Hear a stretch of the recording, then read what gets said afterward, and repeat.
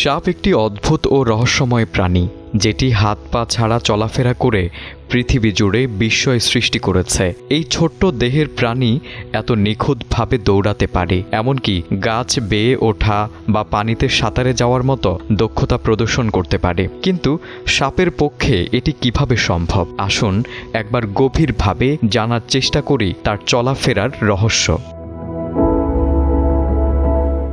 সাপের শরীরের নিচে পেটের আঁশগুলো তার চলাফেরার জন্য অত্যন্ত গুরুত্বপূর্ণ। এগুলো একদিকে চ্যাপ্টা এবং অন্যদিকে সামান্য উঁচু, যাতে সাপ তার শরীরের সঠিক দিক নিয়ন্ত্রণ করতে পারে। সাপের শরীরে প্রায় ১৭৫ থেকে ৪০০টি কশেরুকা এবং ১০,০০০ থেকে ১৫,০০০টি পেশি থাকে, যা একসাথে কাজ করে একটি তরঙ্গ সৃষ্টি করে। এই তরঙ্গটি সাপের চলাফেরার জন্য এক ধরনের প্রাকৃতিক শক্তি হিসেবে কাজ করে।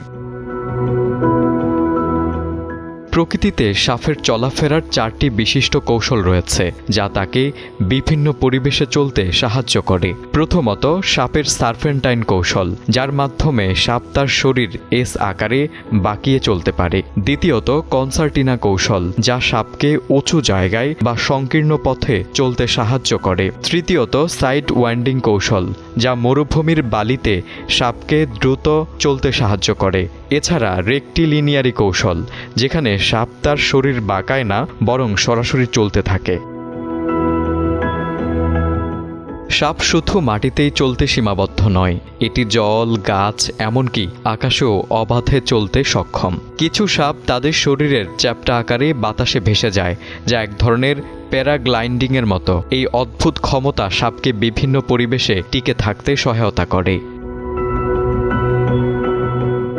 যখন সাপ আক্রমণ করে, তার সমস্ত পেশি একযোগে কাজ করে এবং খুব দ্রুত শিকারকে ধরতে পারে, যা একটি চোখের পলকের থেকেও কম। কিন্তু এই শিকার করার কৌশল কোনো এক সাপের জন্যই একমাত্র দক্ষতা নয়। শিকারও নিজেদের বাঁচানোর জন্য পাল্টা আক্রমণ করতে সক্ষম।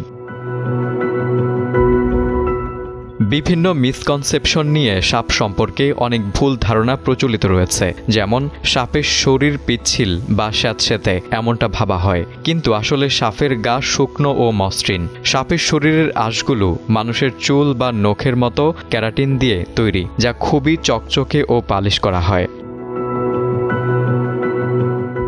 সাপ প্রকৃতির এক নিঃশব্দ যোদ্ধা, যার চলাফেরা একটি অসম্ভব সুন্দর গঠন এবং শক্তির প্রতীক। তার হাত পা বাহু নেই, তবে প্রকৃতির শক্তির রহস্যময় প্রকাশ হিসেবে সে পৃথিবীকে চমকিয়ে দেয়। তারেক আজিজ, সময়ের আলো।